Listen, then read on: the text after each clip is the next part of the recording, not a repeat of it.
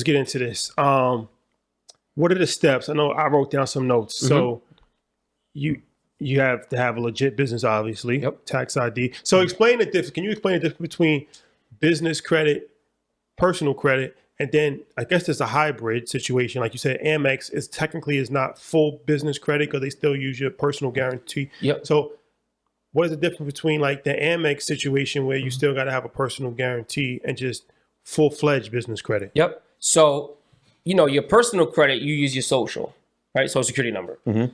When you start a business, you get, whether it's an LLC, a C Corp, S Corp, whatever the case is, you start a business and you get your tax ID. Now you're actually a business. And I want people to understand that because a lot of people think when they have a sole proprietorship, but they have a business, they really don't because you're still using your social.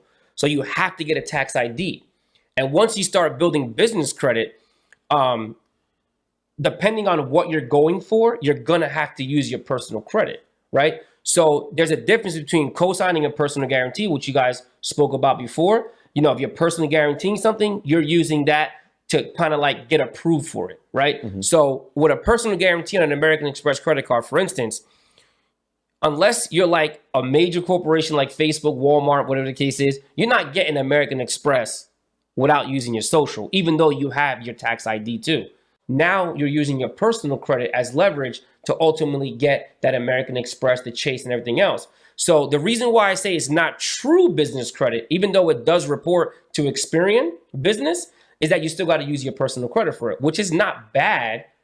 But in the event that you default, like you don't pay it and it gets charged off, now it gets reported to your personal credit. If you default on the business card, it goes back to... Yeah, okay. So if you have an American Express and you don't pay it for a certain amount of time and it gets charged off, now that business credit card is not going to show up as a late payment. It's going to go straight to charge-off status. And now you're going to go from having a 720 credit score to now having a $20,000, $30,000 charge-off American Express credit card from the business. And to get that off, you got to pay it. You know what I mean? You don't want to evade that debt because now it's tied to your business.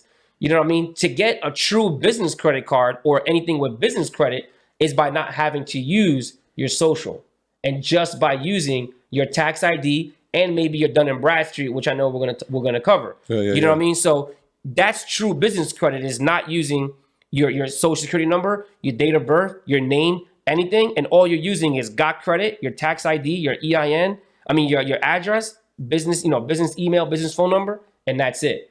You know what I mean? That's the true business credit. But with American Express, with Chase, those credit cards, you're still going to have to use it, even though it's still going to report to your business credit.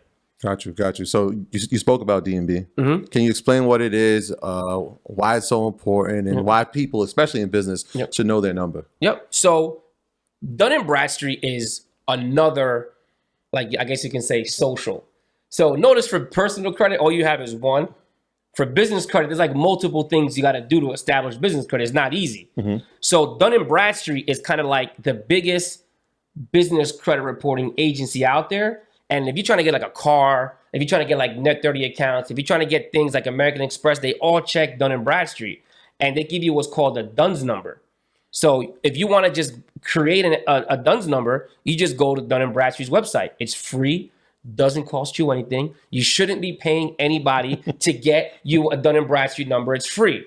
So now what it is people will report what you're doing to Dun & Bradstreet because they have to house that information somewhere. So that way, if you want to get a car, if you want to get something in the future and eventually not use a personal guarantee, that's what they're going to check, your Dun & Bradstreet credit report.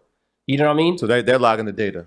Right. They're logging the data. So it's like now, your American Express is not being reported to Dun & Bradstreet, though. It's being reported to Experian business. So it's, there's Equifax business, Experian business, and Dun & Bradstreet.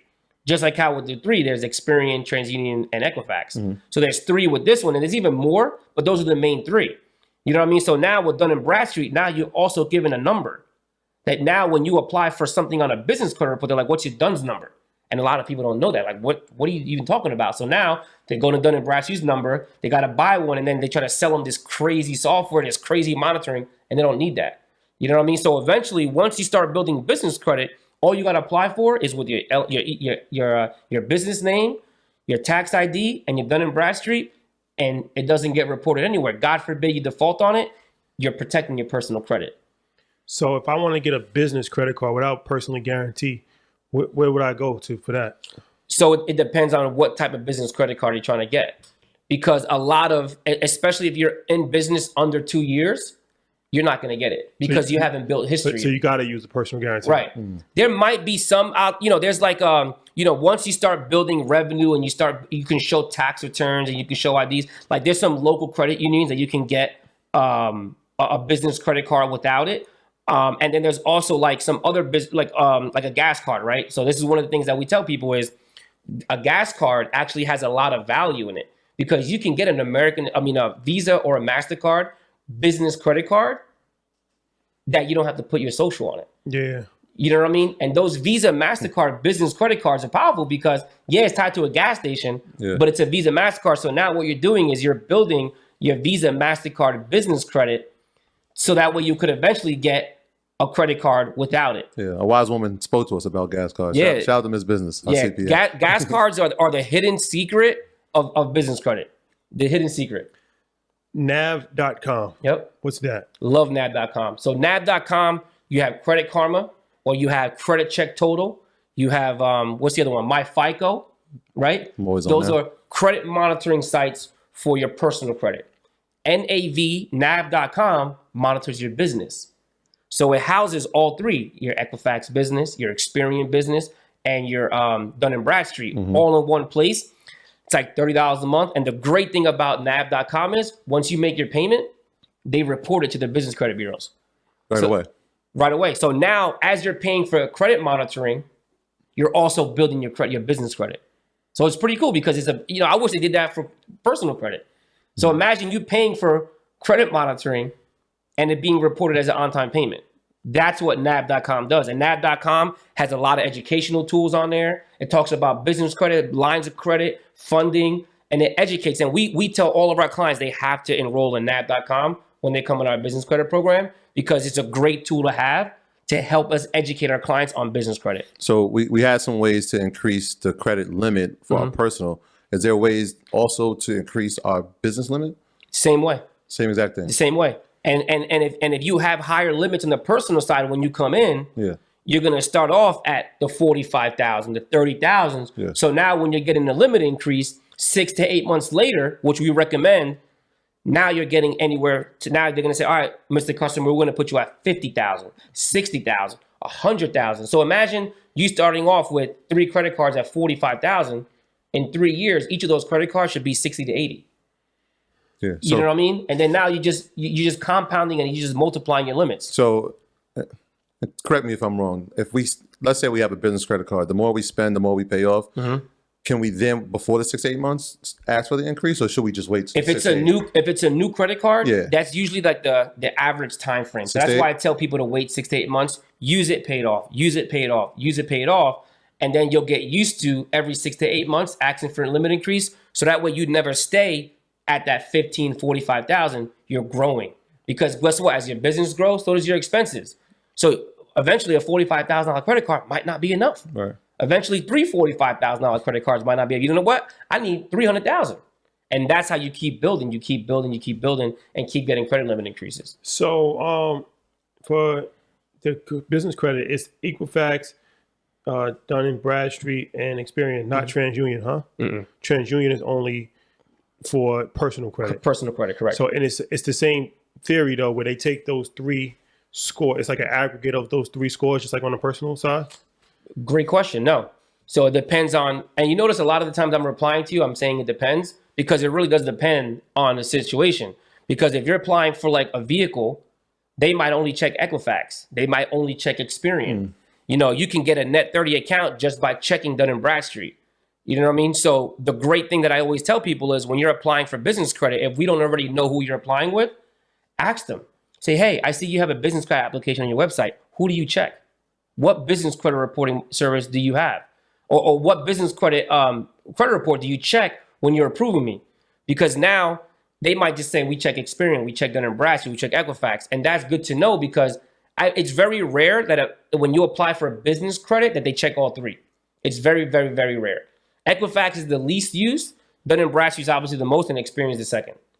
You know what I mean? So, but this is the thing. If you don't have your Experian in order or your Dun & Bradstreet set up, you can't get it. And then you're going to wonder why did I get declined for this account?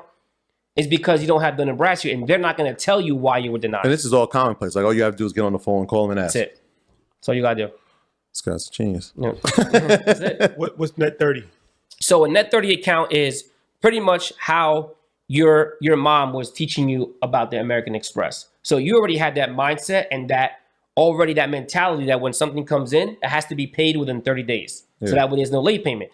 And that's what Net 30 is. And Net 30 means that when you get your bill, it has to be paid within 30 days. Sometimes they'll give you a Net 10 to start off or Net 20. But anything with net in front of it just means that the terms that you have of when your credit card has to be paid off or that account that you applied for. Sometimes they'll give you Net 60, Net 30. But Net 30 means Uline.com, we love them. You can buy products, shipping stuff, whatever the case is. And when you get something from them, you have 30 days to pay it off. And when you pay it off, now they're going to report your payment as on time. Once you go that 30 days, it's like the same thing with a credit card. They're going to report you personal credit, 31 days past due, 32 days past due, and that's it. So that becomes a negative item. Correct. So like on the personal side and the business side, if we get negative items, obviously we got to pay them, but are there ways or maneuvers we can do to help clean it or get it off? Yeah. So let's talk about that. Yeah. So Dun & Bradstreet, right? When you register for your DNB number or your DUNS number, you get access to their website. It's free. You hear it from me. Do not pay Dun & Bradstreet anything because you're going to pay nav.com to monitor it. But Dun & Bradstreet gives you like a little portal, right? Mm-hmm. Where you can go in and change like your name, change your address, change everything. And if there's information on your Dun & Bradstreet that says you had a late payment, all you got to do is click it, say paid in terms, and they'll delete it. And I'm telling you that easy is because in credit repair, like in the personal credit side, let me break it down. You have the Fair Credit Reporting Act, right? You have the Fair Credit Billing Act, the Truth in Lending Act, the Credit Repair Organizations Act. You have all these things that govern credit repair, right? Mm-hmm. In business credit, you don't have that. So it's like when you want to dispute something on your business credit report, it's easy. DNP. But that's also why when you get declined for business credit, they don't also tell you it's not regulated. Notice when you apply for a personal credit card, they say you're declined because your credit score is 680. You have negative items. You have too many inquiries, high balances. They tell you why you were declined. Yeah. Business credit, they don't tell you that. But you could also use that to your advantage because now when you go on Dun & Bradstreet and you go on there and you're fixing information and it says you have things that are paid out of terms, which is lowering. You have your paydex score with Dun & Bradstreet. It goes from 0 to 100, whereas your personal credit goes from 300 to 850. Right. Your Dun & Bradstreet, your paydex score goes from 0 to 100. So now, if you have a 70, it could be because you paid something late. So all you got to do is go on DNB, your profile, say pay within terms, and it'll come off like within a few days. So it's business credit repair or business credit repair is very, very simple, very easy. And that's what we teach our clients is how to do that on your own, because there's people out there, taking you through the ringer with that, and you could just do it on your stuff. It takes 5 minutes to do it. You know what I mean? Learn something new. Yep. So you were saying you shouldn't use your home address or your personal phone number? Nope. Why not? So if you're a true business, right? Think about it. Do you want to expose your personal information? If you're setting up a business and you usually set up a business, so you don't have to use your social, your date of birth. So it's like, why are you not putting your home address on there? What you want to do is you want to get like a virtual office. Have you guys ever heard of Regis? Regis, yeah. I was gonna say Regis. Regis, $50 a month. Now, if like me, when I created my LLC, I had my home address on there. Once I got my virtual office, I just changed the address on the state website and with the EIN, and that's it. The thing is, I used to have clients show up at my house because it's public record. And when you put your website up and we put everything up, if you don't have a virtual office or a business office, you're using your personal address for everything, and you don't want your clients showing up to your house. You also don't want your personal address out there. What if you start investing in real estate and now you build it up to a $5-10 million portfolio and your personal address is all out there? You don't want that. You know what I mean? So keep everything separate. Use a virtual office, and like I said, it's very cheap. We use one because I work from home. $50 a month, and that's it. You also said register a 411. Yep. I was like, huh? Last time I heard about that was Mary J. Yep. You tell me what. So